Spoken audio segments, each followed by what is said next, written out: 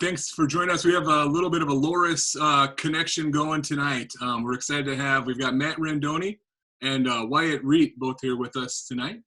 Matt was a state champion for Davenport Assumption and then went on to wrestle at Loras, and Wyatt was a two-time state champ at North Scott, and he's currently at Loras as well. So guys, thank you very much for joining us. Yeah, thank you. Thanks for having us. So crazy time going on in the world. I'm hoping we can get stop talking about it soon, but it's still obviously a lot shut down. What are you guys up to? What are you doing right now to kind of get through and stay sane? I mean, right now it's just making the best out of a bad situation, really. I know our coaches are preaching in our ear every single day. You know, you just got to finish strong. The semester's almost over, but this isn't the time to take a break from our ultimate goal here. So it's just, trying to get workouts in any way that we can. I mean, it's hard. You have to make up your own. You have to, the weather's always not great, so you can't go outside and run. But, it's your choice to push yourself or not. And that's really something that they're preaching. So, just getting our schoolwork done and getting workouts in because, there's always next year, especially for these guys. There's next year to get that national championship. So goal stays the same, just have to tweak it a little bit. And you're really going to be able to tell this next season coming up who – during this off time of COVID, who's really been training and who hasn't. And so that's another big thing. Yeah, this is obviously totally a weird situation. There's going to be a lot of people who aren't. This is sort of a potential get-ahead time, I think, for those who are willing to put in the extra work. It's not easy. There's not a bunch of wrestling rooms open and stuff like that, but those who are putting in the extra time, I think you're right, Wyatt. You're going to see the difference come season time for sure.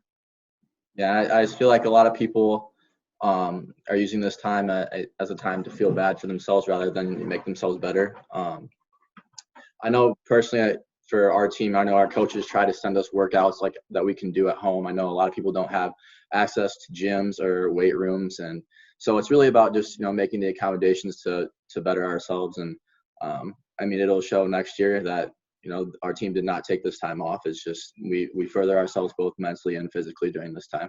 So, we talked about this just crazy times going on.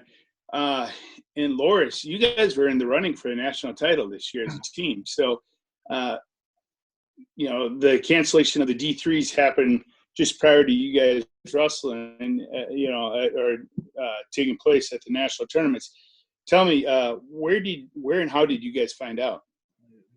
So we were in our hotel. We had went to the arena and got all of our badges and everything and took a team picture, got back to the hotel, and we had a team meeting, and we just found out that D1s had been canceled. So, I mean, some of us kind of had a little thought in our head like, oh, D3 could get canceled, but we were just like, oh, no, it's 12 hours away. We'll be fine. Like, just calm down. Don't worry about it. And then 20 minutes later, we had another team meeting, and TJ said that it had been canceled. And we were in the hotel, and I've never seen more heartbreak and disappointment, and it was terrible. Yeah, I mean, it kind of honestly felt like it wasn't real. Like even after he told us, like we decided, all right, like we can either sit around or we can celebrate the good times that we had this season. So. I mean, we all went out to eat together and whatnot and try to celebrate good times. But even when we went, it was just like it didn't seem like it was realistic at all. I felt like we were going to wake up the next day and it was been time to go and time for these guys to wrestle. But yeah, I mean, it's a crazy time. It's something that through wrestling, obviously there's highs and lows, but that is something that I can't really describe. The hard work that was put in kind of was just grasped right away from us in a matter of seconds. So. And this is coming right off regionals, correct? And you guys crushed it up there as well. You took first place out of what I call the meat grinder of all regionals, right? Yeah. That regional, if I could compare it to something in D3, it's like the Big Tens, basically. I mean, there's a lot of top 10 teams in that regional. There's a lot of top ranked guys in the regional at each weight. So, I mean, to take home that title was awesome, and it was a lot of momentum going into nationals. And we were peaking at the right time. So it's tough to think about to this day still. But now it's just moving forward and getting better, and that's just motivation and fuel for these guys next year. So we've talked to a couple people about this situation, and one of them had some pretty good words of advice. Chuck Yegla was Iowa wrestler. He was on the 1980 Olympic team when they boycotted the Moscow games, and so he feels kind of a different situation, but he feels kind of what you guys have had to go through. And the biggest thing I think that wrestlers and everyone has to think about is just like, what's the next thing? What's the next thing to work for? And I know you guys are doing that for sure, but tough lessons, tough life lessons. This one's different than anyone we've ever had before. I mean, during any of our lifetimes for sure. And yeah, it's a part of it's like you have to realize mentally that there's nothing that you can really do about the situation but just move on and put it behind you and worry about the next thing. Yeah. So let's go on to a little happier topic. If you guys don't mind, let's talk a little bit about your start in wrestling. Yeah, go ahead. All right, wrestling's been my life for literally since I was 3 years old. My dad was never really big into it. He did it, but it wasn't that serious. But my brother, Andrew, wrestled at Assumption, and then he wrestled at Augustana College. But I started my first practice when I was 3 years old, and it was been a crazy journey. Like, I never really liked it when I was little. My parents would try to take me to tournaments, and I would fake sick, and I would not want to go. It was just the last thing I wanted to do. I was all about baseball. And I got to the older years a little bit. I went to Young Guns and wrestled there, and that really just changed my wrestling career completely. I started taking it a little bit more seriously, and it helped me grow a lot. And then I got to high school, and I was going to play baseball and wrestle. And I made the baseball team, and I was all about that and all ready. And then actually had a talk with Coach Bush, and he was like, well, listen, we know how high level a wrestler you could be, but baseball's, that's all summer thing. So you have to take all summer off of wrestling basically to play baseball. And then I just kind of thought about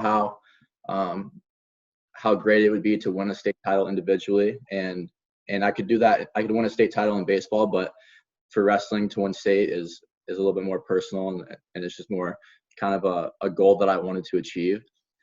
And so I ended up just quitting baseball and really focusing on wrestling. And I was always, I was undersized until my senior year. I was 70 pounds as a freshman in high school, and I didn't break 100 until I was a junior in high school, and I never cracked the lineup at all. Never started, whatever. Kind of was just was there as a practice partner for a long time, and finally, I just really dedicated myself to lifting and wrestling, and got up to about 130, and then cut down my senior year to 106 for that season. And that season really just changed my whole perspective on wrestling, and kind of showed me that it did suck for the first 3 years of my high school career, but wrestling did change my life. It changed me as a person, and that led me to making a college decision. I didn't originally start at Loras. I was at Augustana College for a semester, or a little less than a semester, and I transferred here. And the team was 2-13 when I first got here. So, it was crazy. I was always part of Assumption, which was a winning program in 2A for a long time. And came here, and we were 2-13. And I was sitting in the stands one duel before I could wrestle. And I was just like, man, did I make the right decision? And then that same year, we beat Central, who I think was a top 10 opponent. And that was our first ranked win. And from that point on, it just was a full 360 turn. And then now we're here, and we're ranked number 1 in the nation going into nationals. It's just mind blowing. But wrestling has been a part of my life, and there's been more ups and downs than anything else in my life. And I think that I've learned that from wrestling is the lowest of lows in my life have been from wrestling, but the highest of highs have been from wrestling too. Matt, I wanted to ask about, so your first 3 years in high school, you were undersized, trying to kind of bulk up, getting ready to get up to 106. Who was in front of you in the lineup there? Did you have some pretty tough kids ahead of you? Yeah, so my freshman year, it was Darian Collins. He wrestled at Assumption for a couple of years, and he transferred out. He was a qualifier, I believe, maybe a placer. And then my next 2 years, it was Sean Casey. He was a Young Guns kid as well, and he's a tough kid. And then my senior year, it was just me at the spot, so I didn't really have anything else to worry about. But yeah, there was some tough competition in that. That honestly, like we were talking about earlier, I mean, I got my butt whooped for 3 years by those dudes and by coaches. And honestly, like if the coaches wouldn't have bought into the fact that I could be the starter at some point, I wouldn't have made it, just because I know they were putting their all into me, lifting at 6 a.m. with me before school and going with me at practice when they didn't have to. So yeah, but there was good competition all around at Assumption, and I mean that helped me to jump to the college level too. I mean, there's a lot of guys that come out of that program that go D1 or wrestle in college, so it's just the environment I was around really set me up for where I'm at right now. Yeah, definitely. Good, solid tradition there. I figured you had to be behind somebody tough if they kept you out of lineup for 3 years and then boom, senior year state champ. That's pretty impressive. Yeah, it was awesome. So Wyatt, how about you? How'd you get your start in the sport? Well, I think I started in like kindergarten, and then I wrestled that year, and I quit because I didn't like it. I told my dad I didn't want to do it anymore. And I got back into it, and then I don't know, I wrestled on a bunch of like Iowa teams, AAU down in Tennessee and stuff. But then once I got to high school, I really thought I was going to go play football somewhere. That was my hope. But then wasn't in the lineup freshman year, and sophomore I ended up getting third at state, and I don't even think I was ranked at heavyweight at all. And I beat Tyler Clark for the first time in my whole life, and I had wrestled him probably 100 times before that. Oh, wow, yeah. So, and then my junior year, I don't know. I mean, everybody knows that story. I mean, that was a crazy season. And then my senior year, I kind of let myself get too cocky, and then I didn't wrestle as good as I could have in my senior season for sure. And then the match with Rocky, I mean, that was crazy too. I mean, hats off to Rocky. I mean, me and him still talk to this day. I mean, we respect each other. And even though what everybody else says, I mean, I didn't make the call, and I just made the best out of the opportunity. And I mean, again, he's a phenomenal athlete at Michigan State playing football. So yeah. That was definitely a controversial match, and it doesn't really matter what any of us think, is the referee makes the call, period. And it was what I looked at as two phenomenal athletes just battling like crazy, and it went one way, and not everyone has to agree with it. That's okay. Yeah. But yeah, I thought it was being from the MAC conference and from the Quad Cities. I liked the way it went for sure. I always around here, but I was gonna say I knew the family, so I was cheering pretty hard from here. So, guys, I mean, who are some of your influences, or your people that you looked up to as role models or influenced your wrestling styles? I mean, both of you guys have tremendous coaches. I mean, you had Drew Kelly coming out of North Scott, and then Assumption. You had Tristan in your corner, I remember quite a bit, and then naturally Pete Bush. So, but who are other people that influenced your style of wrestling growing up? For me, solely, it wasn't someone who was a big name, but it was my brother for sure. He molded me into what I was when I was a wrestler from the start. From a young age, he was at Assumption practices, Rising Night practices there. And then, I mean, not even in scheduled practices. I mean, at home in our living room. It's just it would battle back and forth every single day. And it's funny because I'm such a competitive person that I would come home from wrestling my brother and be bawling my eyes out, be throwing my wrestling shoes, telling my mom I hated my brother. Just everything. I just despised him for the longest time because of it. But But he actually told my mom, he was like, well, I'm not going to let him win ever. My mom was like, you should just let him win once. And he's like, no, I'm not going to let him win. He's like, he's going to have to earn it. And then when he can beat me, he can beat me. And back then I was so pissed off about it. And, you know, the day finally came, and I'm here now, and I honestly can't thank him enough for that, because if he didn't do that, then I definitely wouldn't be as good as a wrestler as I am now, or even as a person as I am now. But he taught me what it was like to really grind for something better than yourself even. I know when I was kind of down about not being in the starting lineup in high school and even here at Loras, he was kind of the one that pushed me to kind of stay focused on bettering myself and also being a better teammate for other people, you know, helping them out. So yeah, he was my role model for sure. I would have to say there's definitely a couple. Coming out of high school, Coach Ambrose Brody, I mean, he wrestled at Iowa.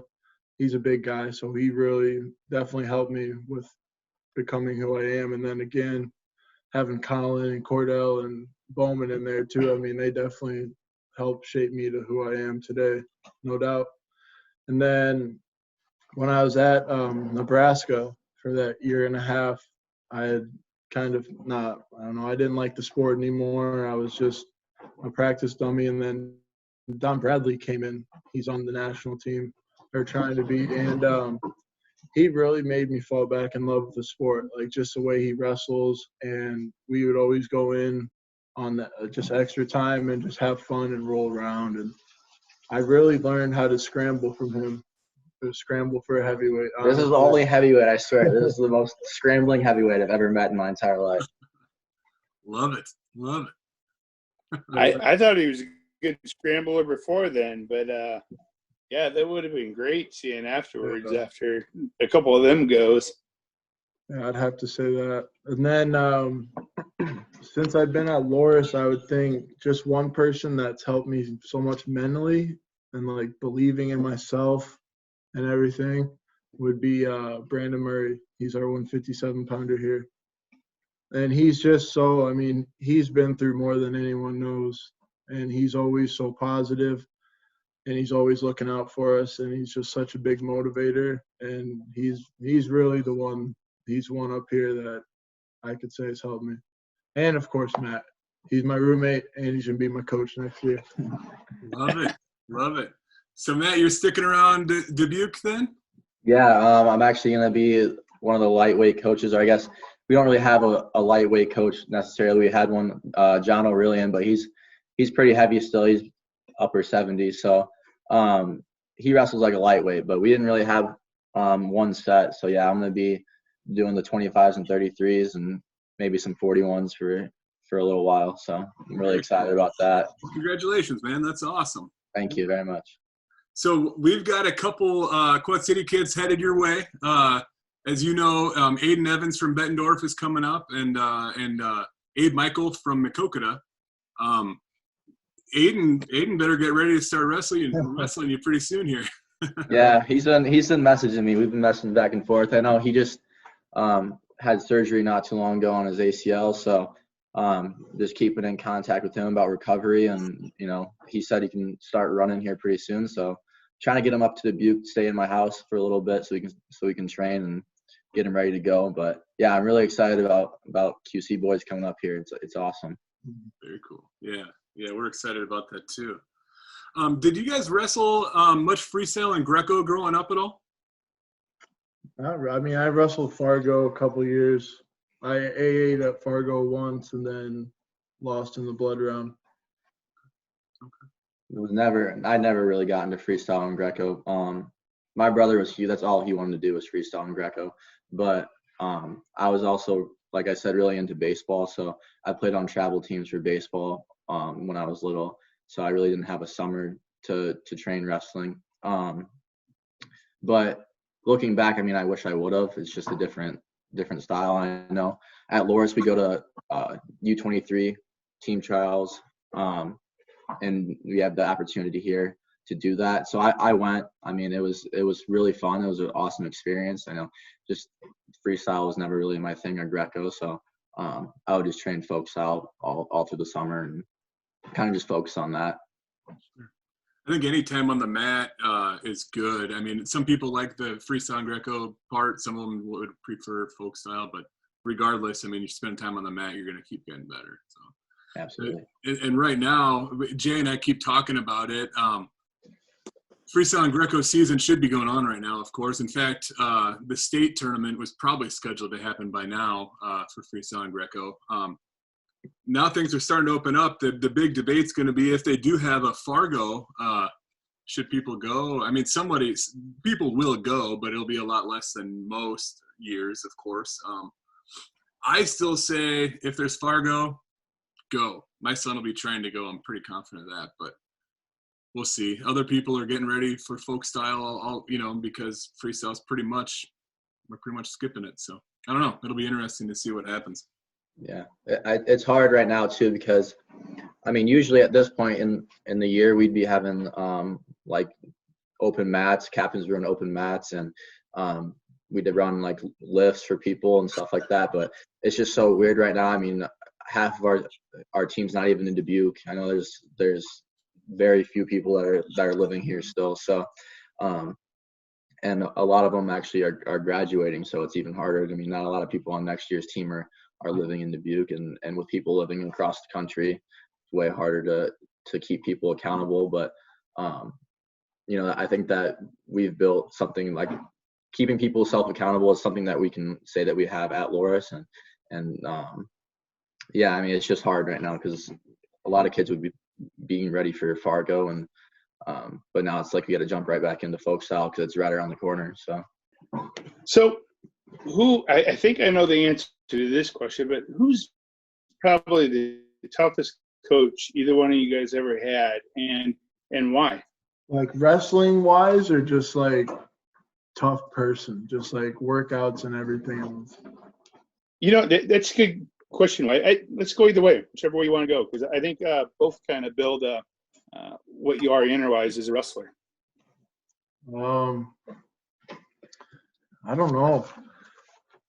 I don't mind. You want me to go? Yeah, go ahead. All right. I would say for me it'd be Trevor Kittleson, the assistant coach here. I would say that I have never met such a determined person to get better every single day, and for me that sometimes that bothered me, that sometimes like he pushed me so hard that I would get frustrated, and but like looking at adding to the role model thing, I guess right now Trevor Kittleson is someone that I look up to and like inspire to be because of the fact that his work ethic and his ability to get better mentally and physically every single day it's crazy. Like I've never met someone who just tries to get better literally every single day and taking life one day at a time and not complaining about things. Like that's basically how he is. And sometimes when I go to him to even complain about stuff, he doesn't always give me the answer that I want, which is awesome, honestly. But yeah, I mean that's mine for sure. He's tough, but in a good way. I want to say TJ, but I don't want to give him too much of a big head here. No, I don't. TJ was definitely him and Brody. I don't think me and Brody have had some battles before, but yeah, TJ is probably the toughest one, and he making me tough. So I know Pete Bush pretty well, being around Assumption. I don't know Drew Kelly quite as well. But it looks like he runs a pretty tight ship. How are his practices usually? Tuesdays are not fun. We have to do like they're called crawls. You have to get down on all fours, and our wrestling room is massive, so we have to go the length of the room. But yeah, I mean he's definitely tight ship, and him and Kittleson are almost the same person. I call them twins because they kind of look alike and they went to school together. But yeah, I mean Drew's always trying to find ways to improve and having the team improve. I mean, he's had a solid team for the past, I don't know, however long he's been there. So, yeah. Sure. And then the one thing I know about Pete Sorry, we must have a little bit of a delay. I was just going to say, and it's evident from watching later, we're going to watch, Matt, your state finals match. He's so good at teaching the top game, the crab ride. I mean, you can see that. Anyone who wrestled for Pete Bush, really, you can see that big time. He's an amazing teacher at that. Yeah, that was something that at least one time of practice that we would go over that. And obviously it worked a lot. I know his son Danny, that dude's a crazy good on top. Like that's the best top wrestler I've seen in a long time. But Assumption practices were different just because it was weird. We weren't really necessarily focused on our feet that much. And the assistant coaches would kind of chime in with stuff on our feet. But yeah, Coach Bush was all about crab ride and legs for an hour and a half worth of technique. So it's effective for sure. Yeah. We've asked a couple different people. I'd like to get your guys' thoughts on it. If you could go back in time and give yourself some advice when you were back in high school, what advice would you give? I would say one thing is that I've learned up here so much is that so much of wrestling, like a match or anything, is so mental. Like you can push your body so far beyond what your mind thinks is breaking. So once you be able to push past that, you just drag whoever you're wrestling into deep water and you just attack them because how far you can go. And so I think that'd be my biggest one. Yeah, I think going off of that, a big thing that the coaches preach up here is when you're in practice, there's no scoreboard. You don't have to worry about the score at all. And even in a live match, don't worry about the score. Don't worry about how much time's left. Don't worry about who you're wrestling. And for me, that was always a big thing. When I was in high school, I'd be the first one to the brackets, be the very first one. I'd be looking who I have first round, second round, whatever. And sometimes that screwed me over, and I'd be looking too far ahead, and next thing you know, I'm on the back side of the bracket. So what they preach here is, that doesn't matter at all. Just go out and have fun and put in 110% for 7 minutes or 6 minutes or whatever it may be. And he guarantees that, if you're ready for a war, then there's going to be no surprises in that match. But if you're going in there expecting, just a hard match, or you're going in already, kind of scared of the guy, then don't expect to be, getting your hand raised at the end of the match. Yeah, that's good stuff. I wanted to ask you guys too, one of the things I keep seeing on Twitter is somebody just maybe yesterday tweeted something about one of the things they need to do in folk style is get rid of writing time. And a couple college guys here, I wanted to get your thoughts on that. What do you think about having writing time, and should we keep it or? Honestly, for me, it wouldn't matter. I'm usually, if I get a takedown, I ride for maybe 10 seconds and then I'm back on my feet, more of a feet wrestler. But I do think that that's something I thought was awesome comparing high school to college, was being able to get a point for that. And sometimes, people don't realize how hard it is to hold someone down for a minute straight or for a minute in general. But I actually also think it pushes the pace of the match a little bit more. And it gives you something to fight for on top and bottom. But yeah, I mean, I'm a fan of it. I don't really have any complaints with it. That's one thing I really started focusing on, was the second half of the season was my top game. And I mean, I think it's good, and it also gives those people that are amazing on top an opportunity to score points, say they're not so good on their feet or something. Sure. And I think it helps the bottom wrestler as well, because it can change the match. Obviously, just it can be a difference maker in a big match, and I think it made me a better top and bottom wrestler having riding time, rather than in high school. There's a chance to take a break there, but in college there's no time to really recover. You're going the whole time. So. I like it as well. I think, now this is just from a fan. I didn't wrestle in college, but I know I heard Kyle Dake say in an interview one time something like, I go into every match knowing I'm up by 2, basically, because I know they can't hold me down. I'm going to get my escape, and I know I can ride them for at least a minute. So I've got 2 points. I go into every match thinking I'm up by 2 right now. So I like that mentality. And then we had Boone McDermott on a couple weeks ago. Boone talked about one of the great things we were talking about the comparison between folk style, freestyle, Greco, all that. And he's like, I like folk style because I know that man is trying everything he can to get out from under me, and I'm not going to let him. You know, so that's kind of a cool, like, I think it probably is. I only wrestled in high school, and I remember how hard it was to keep guys down. I'm sure at college it's exponentially tougher, but yeah, I'm a fan of it.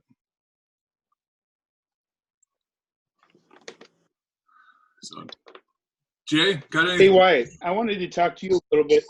I'm jumping back in. Hey, I want to talk to you, Wyatt, a little bit about prior to you leaving Nebraska, you had a pretty bad knee injury, and just talk about your recovery coming back from that. Yeah, I mean, right after my surgery, I was definitely like down. I was down on myself, and I wasn't doing the right stuff like for my knee, like rehab wise. And I mean, I could definitely tell that next spring, like when I tried working out again, and it was hurting. So I did a lot of rehab this last spring, and then yeah, I was a little rusty at the beginning of the season, but I mean, toward the end of the season, I was good. I was getting good. And you had to come out not only from a physical standpoint, but just a mental standpoint, coming back out. And that's why I think Loras was so great, because, man, when you came back on the scene, especially when I saw you at regionals, I mean, that was the Wyatt of old. I mean, just that, you know, the way you carried yourself in the whole 9 yards. I mean, that was so awesome. Yeah. I had a question, and maybe you guys might be able to answer this, because we talked earlier about that regional. I mean, just a meat grinder. I mean, there's probably guys that are left home that would be on the national, you know, All-American status. And I know we're not going to change it here, but what's your ideas on, should they have I don't know what that's called in the Big Tens or the NCAA Division I, where they have an at-large saying, this group, you can get X amount of people. What's your guys' feelings on that? I would love that. I would absolutely love that. I mean, I was someone that was unfortunately left at home from that regional and felt like I could have made a big impact on the national scene at that tournament. But yeah, I mean, in the past years in my regional too, everyone that's qualified is All-American from there, or at least came very, very close to it. And I know it's talked about a lot. I think, like I said earlier, it's like the Big Tens of D3s. I mean, and they're able to qualify, you know, top 7, top 8 guys at each weight.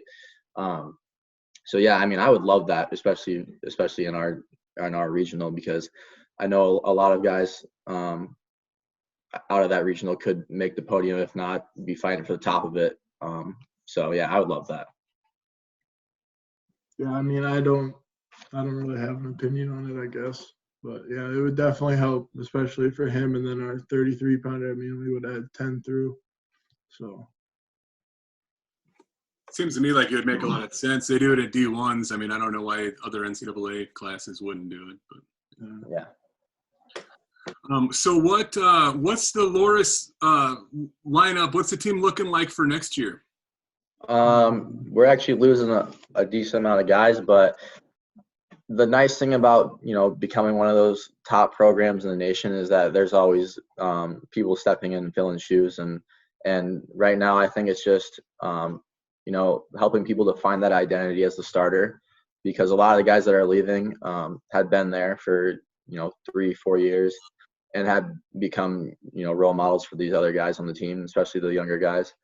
But right now I think it's just, you know, finding a leader in those backups and the guys that were waiting. But I mean, it's going to be a grind either way, and I know TJ always talks about that. You know, you can be replaced like that. You know, it's your spot's never safe. You know, and that was a big switch for guys coming out of high school even. I know, you know, you get one ruffle off in high school usually, and that's it for the rest of the season. But in college, I mean, there's so many open tournaments, and there's so many head-to-head had chances. Yeah, I mean, another thing, I still have 3 more years left. So another thing for me would be making those kids that were sitting behind the seniors last year to believe in themselves when they step up and start. Like, you have to walk out on the mat and believe that you're unstoppable. Like, nobody can beat you. And they've been through, every single practice with us, and they've been going through every single practice with us and grinding just as hard, right? They just, they now have to translate that into a new role, and it'll show come this next year who's been taking it seriously and who's not. So one of the very best examples of that. So I went to Assumption just like you did. Josh Watts, we had him on our podcast a little bit ago.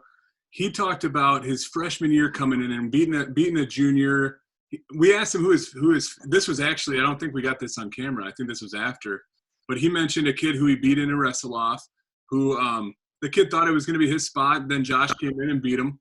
But he said he was in his ear all season long. Hey man, go win us this state title. I'm going to work with you every day. You go get the state title for us. This is our state title. And he was like the best teammate he could have ever been.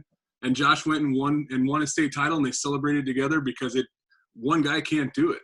I mean, that you guys both won state titles. I'm preaching the choir here, but I just thought that was a really cool mentality that kid had. And then the next year, they both ended up wrestling. They didn't both win, but they both ended up wrestling for a state tournament. Pretty cool to have that mentality, I think. Yeah, I mean, that's something great about here too. I feel like, from 125 to heavyweight, it's like we're all fighting for each other, and even though sometimes one person is at a high while the other's at a low, I feel like that's just that's what happens in this sport, and we're able to help each other out in any situation and fight for each other, because we know that at the end of the day that like this is a brotherhood that's not going to be broken, and that's how I feel about this year's team especially. It's just it's like these guys, I'll never forget that. So yeah, I think it's a great mentality to have also. Hey Matt, you kind of threw us off here today with some news, and it's awesome news about you joining the coaching staff at Loras. What can you tell us? When did you find out, and can you give us any more information about that? Yeah, I mean, I basically found out. It's been on my mind for a while now, probably since the beginning of last year, and it was just a couple weeks after my season had ended, and we were getting close to going to nationals, and TJ just kind of pulled me aside and said, now you finished your wrestling career, now it's a different role.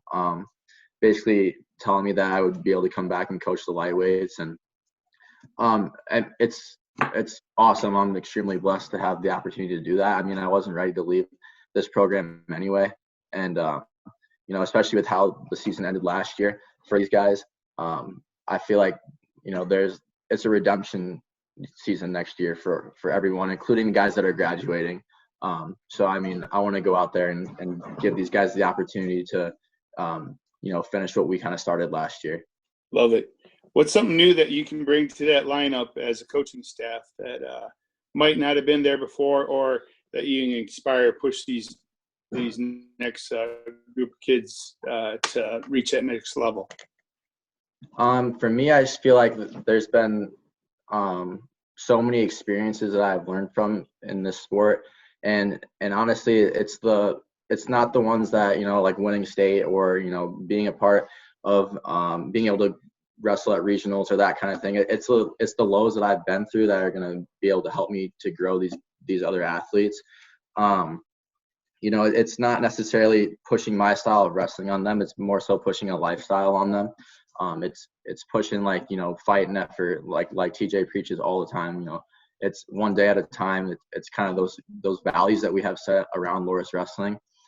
That's what I'm looking to push and instill into these guys. And I know it's kind of an awkward stage for me just coming right out of college. These guys, a lot of these guys were my teammates literally not too long ago. So it's going to be a different way to approach them.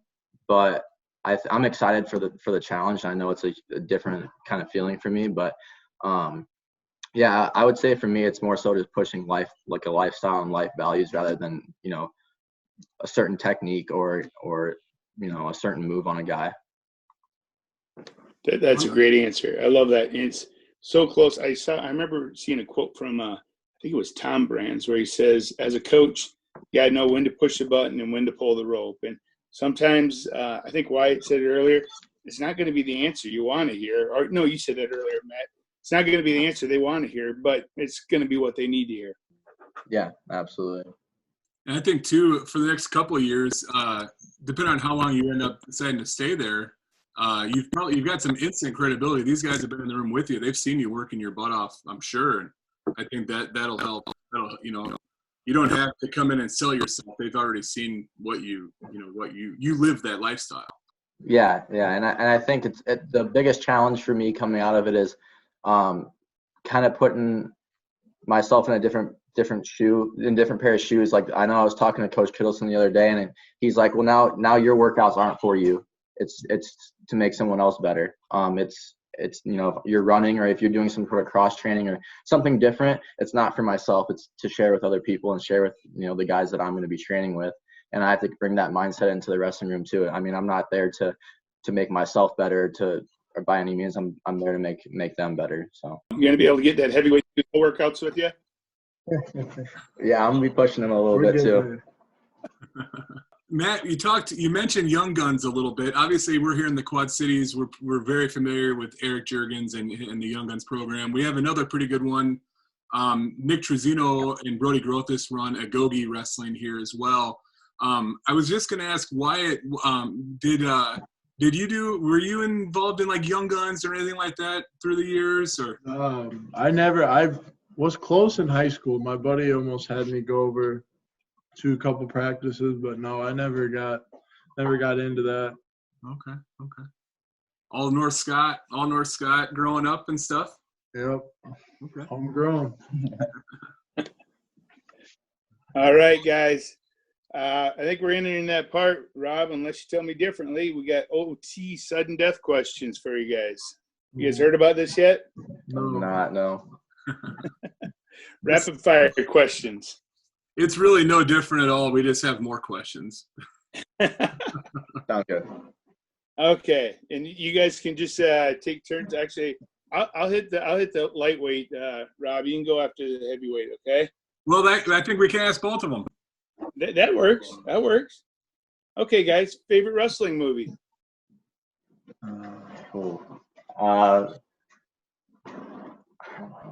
Foxcatcher, probably. Yeah, I'd say Foxcatcher too. Yeah. Good one. No, I haven't had one person choose win-win yet. I don't know if I've seen that. Yeah. Is that your favorite? It's a simple movie for a simple guy. So it's not bad. I like all wrestling movies, even the ones that are super unbelievable. Like super unrealistic. At least they're trying. Yeah. Yeah. That's why I didn't watch a lot of them, because they're like that. Yeah. But okay, favorite food, and then if you want to plug any like your favorite restaurant as well. Favorite food. Mine's sushi, no doubt. There's not a lot of good sushi places really in Dubuque, but if I had to pick one food for the rest of my life, it would definitely be sushi. I don't know. I'm more of a Chinese kind of guy. Sesame. Delicious. I'm with both of you. I could eat any of that. Favorite wrestling match of all time? It could be one of your own. It could be one you've seen. Either way. I would say, as like the Wartburg duel from this past year, just kind of cementing that history of Loras and breaking their streak that they had. That's something I literally will never forget, and that's probably my favorite team moment. Individually, I would say my state semifinals match my senior year. I was wrestling Aiden Reeves, who was the number 1 ranked guy in the state, and I was ranked 9th going in the state tournament, so I wasn't even supposed to be in that place to begin with, and I was kind of the underdog, which I loved. I felt like I had a huge chip on my shoulder going to that match to begin with, And then when it happened, finally, it was just a surreal moment, and it's something I'm never going to forget. I actually remember that match more than my state finals match, like, as a whole. But, yeah, that's my best individual moment. I would also have to say the Wartburg duel. That was crazy, especially, like, just transferring here and starting able to see us all win like that is unbelievable. Can you remind me? I was telling Jay, I remember Wartburg had a big streak, but what was the significance of that duel? It was so actually TJ's dad had been the head coach at Wartburg for years. He's probably the best D3 coach ever, and one of the best coaches in general ever. And he had won, a lot of national titles, and they had, what was the streak? 27 years. 27 year. They never lost a duel, conference championship or anything like that.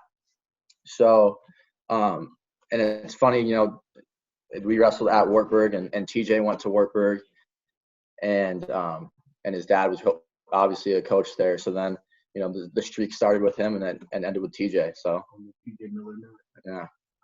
It's crazy that a story from that. We during weigh-ins or before weigh-ins, I remember talking with TJ about this.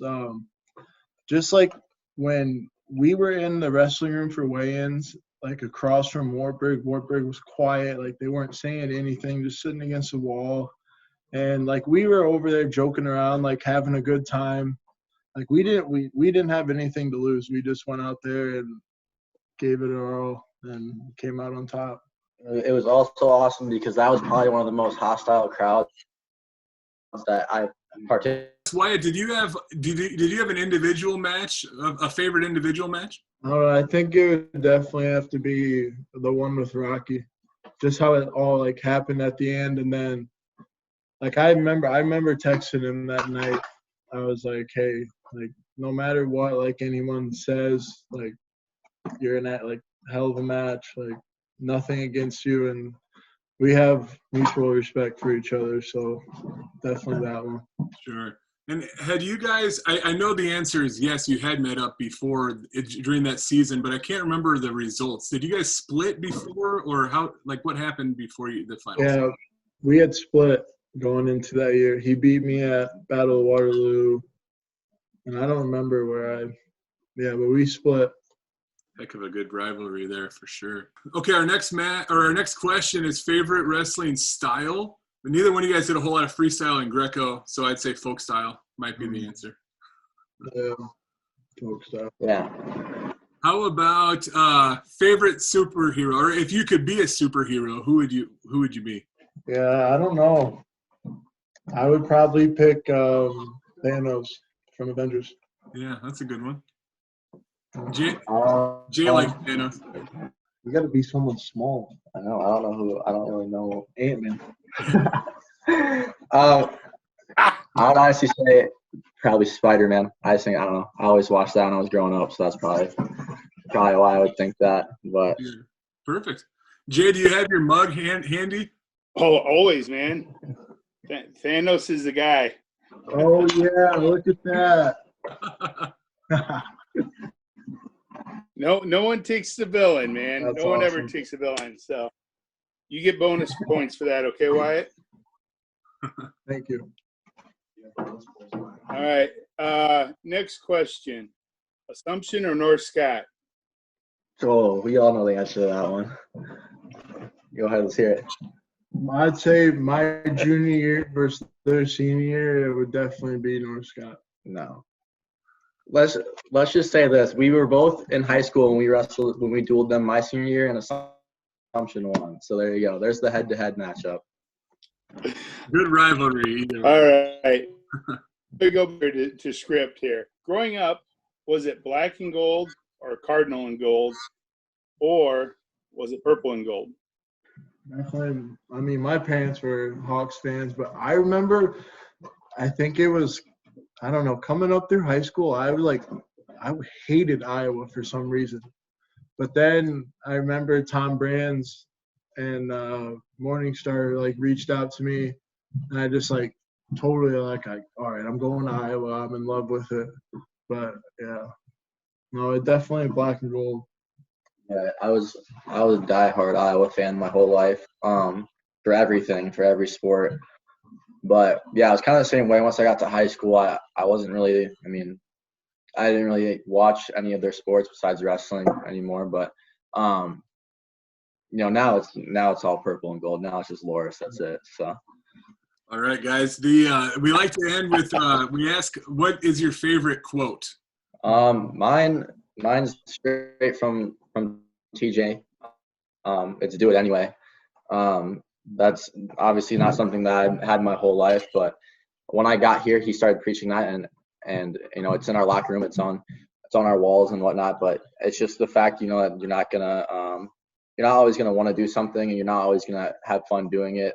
Especially with wrestling, it's a grind, and a lot of times it sucks, but just doing it anyway, and doing it for someone besides yourself, and that's something that really was I'm going to take with me outside of wrestling into coaching and into my life beyond that even. So yeah, that's my favorite one. I